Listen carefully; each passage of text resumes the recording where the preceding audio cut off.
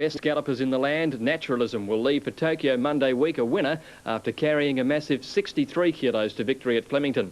But a surprise loss for Rough Habit and a surprise win in today's big race for David Hayes. The first today was taken by Sportsworks at 9-4 favourite. Could have won by 4 lengths if Mick Dittman had wanted, and it was cheered loudly home. Only the second favourite to win in 4 days. Gitano won race 2 at 10-1, a 5th win for the Carnival for the leading rider Stephen King. To race 3, and could Naturalism overcome his problems? Could Naturalism carry the 63 kilo burden, particularly after missing work following the Cox Plate mishap? Bookies took the risk. He got to 6-4, but showed great courage when it mattered. Silk Ali in front of Uhura. 2 lengths back then, Naturalism. Dittman asking him to go now with the big weight, but Silk Ali out in front at the 200. Silk Ali in front. He's hit the Paula Whip on Naturalism, trying very hard. It's still Silk Ali about a length in front. Naturalism is answering the urgings of Dittman. Naturalism with a big weight. He's raced. He's put his nose in front. Silk Ali kicks Naturalism a nose. Silk Ali. He's done a great job of getting here today. He's not 100%. You know, and that'll improve him out of sight. He's got 3 weeks of the Japan Cup, and you know, I think that if he's 100% by Japan Cup Day, he'll give a great show. The Japan Cup on November 29. Today, Naturalism winning his 4th race of the spring at 6-4. Silk Ali 6-1. Cool Credit easy at 12-1. Bookies risked Rough Habit and the Queen Elizabeth. He got out to 11-4 and looked home and hosed. Rough Habit is squeezing through a gap. He's got through the gap to go after the leader now. And they were followed. Mannerism is struggling. Beachside in 3rd, but Rough Habit is bolting. Torchaban at the 200, grabbed by Rough Habit. With 59, it's like a postage stamp. He's raced to the lead, Rough Habit. From Torchaban, who's sticking with him. Rough Habit about a half in front. Torchaban's coming at him again. Rough Habit by ahead. Torchaban's got him! Got him! Torchaban's kicked back and won it from Rough Habit. Can't believe it. 3 lengths, NASA Rocket 3rd. Then came... What about at the 200 metre mark? It looked as though Rough Habit had the race well and truly won, I thought. Oh, there's no doubt about that. I thought that for about 5 strides, and then all of a sudden, when I really picked my horse up, he found something, and he really went the line strong. A surprise win by Corchaban, his first staying win, the 10 kilo difference just telling on the line, or did the Kiwi relax? Caulfield Cup winner Mannerism struggled home. David Hayes was finishing off the spring well, but not many rated his injury-prone 8-year-old Planet Ruler a chance in the final Group 1 race of the spring, the Honda Stakes.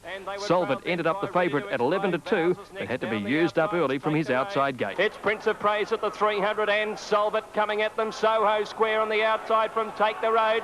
Then came Dan Jiki, 3 in line at the 200 metre mark. And taking the lead, Soho Square from Solvent. Prince of Praise. Here's Vows finishing well now. And down the outside is Planet Ruler. Soho Square in front. Planet Ruler splashing home, and the old fella Planet Ruler's won it. Planet Ruler out wide from Soho Probably Square. You could describe him as a track specialist, and he's been working with great heart, all preparation, but hasn't been on a track that suited him all year and or a distance. And he's an older horse now. He was better known as a sprinter, but he's got a great set of lungs, and probably the further we put him, the better he'll get.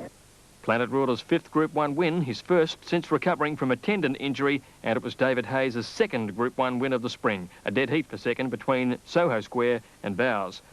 Race 6 saw a return to form for Sale and Mornington Cup winner Big Colony, a winner at 20-1. Terrari was trapped 3 wide, a good second. Gathano unplaced favourite after an easy run. Race 7 now, and the favourite Storaya.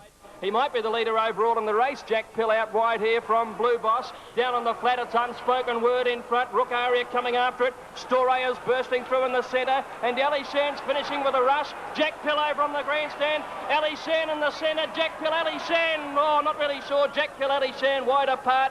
And it was Jack Pill over on the outside who got the money. Another win for Melbourne Cup jockey Greg Hall. Ali Shan, a good straight 6 horse, and Western Voyage 3rd. Storaya weakening out of it there, the favourite.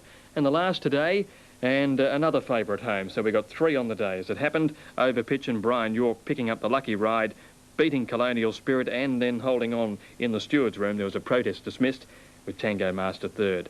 Now, some more big multiples today. The Daily Double, 2 and 5, paid $298.10.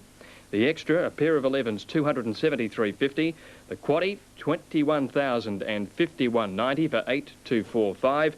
Quad Extra 2, 4, 5 and 8, $42,069.60. Again, nobody managed a straight 6, so for the 4th time in a row at jackpots, the pool's over $1 million, and it's expected to reach $2.5 million next Saturday. So have a go.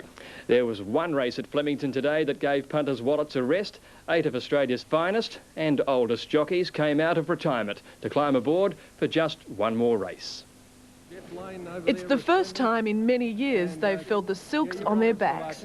With an average age of 55, riders were looking for every advantage available. Being the oldest in the field, I reckon they should give me 100 yards start. You're the youngest. And I can't con them into it. Jeff Lane was finding the old spring in his step was sprung. At 63, Jim Johnston was just happy to be back in the limelight. It wasn't just the jockeys who'd come back for one more ride. Race caller Bill Collins, who hung up his binoculars 4.5 years ago, was back in the box. With a trip for 2 to Bangkok riding on their backs, jockeys were eager to show they may look a little old, but their hearts are as strong as ever. They're racing this time. They're off in the Honda Legend. Mick Malyon, on frequent flyer, dashed away early to a big lead. And although the others tried valiantly to catch him, the gap was too great. Now coming home well is Jeff Lane on the outside. He's going to be the danger. Mick Malyon tiring. Jeff Lane is out after him. Mick Malyon in front. Jeff Lane wearing him down at every stride, but the post is going to be too close. And Mick Malyon's won it from Jeff Lane. Midge Diddum is third. Jeff Lane on Breezy Legend crossed the post second, followed by one-time Melbourne Cup winner Midge Diddum on colours. It may not have been one of Mick Malyon's greatest races.